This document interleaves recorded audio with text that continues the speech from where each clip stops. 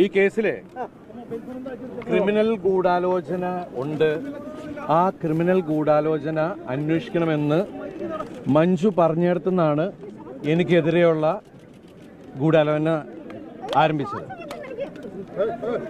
അതിന് അന്നത്തെ ഉയർന്ന ഒരു മേലുദ്യോഗസ്ഥയും അവര് തെരഞ്ഞെടുത്ത ഒരു സംഘം ക്രിമിനൽ പോലീസുകാരും ചേർന്ന് ആണ് ഇങ്ങനൊരു നടപടി ഉണ്ടാക്കിയത്. അതിനായിട്ട് ഈ കേസിലെ മുഖ്യപ്രതിയെ കൂട്ടുപിടിച്ച് അയാളുടെ ജയിലിൽ ഉണ്ടായിരുന്ന കൂട്ടുപ്രതികളെയും കൂട്ടുപിടിച്ചിട്ട് ഈ പോലീസ് സംഘം ഒരു കള്ളക്കഥ മെനഞ്ഞെടുക്കുകയാണ് ചെയ്തത്. എന്നിട്ട് ഈ പോലീസ് സംഘം ചില മാധ്യമങ്ങളെയും അവർക്ക് ഒത്താശ ചെയ്തു കൊടുക്കുന്ന ചില മാധ്യമ പ്രവർത്തകരെയും കൂട്ടുപിടിച്ച് ഈ കള്ളക്കഥ